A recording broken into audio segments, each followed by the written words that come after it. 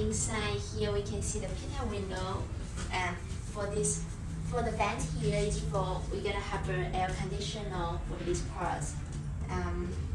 Let's look at the window. It's a fixed part windows, and let's come closer to see the glass here.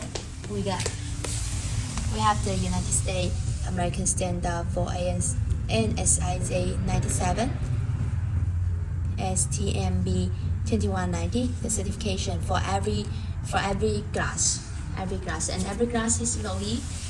Okay, so let's look at the windows, the profile here. So you can see here the window, the profile is very smoothly, and this is the film for protect the profile. After you finish the whole project, you're gonna take it out. Yeah.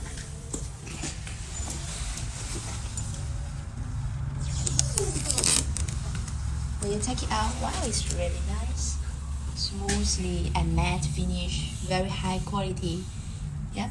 And let's also look at more details for other stuff. Like for example, you see the gasket of the window. They are very nice. The whole line is very nice.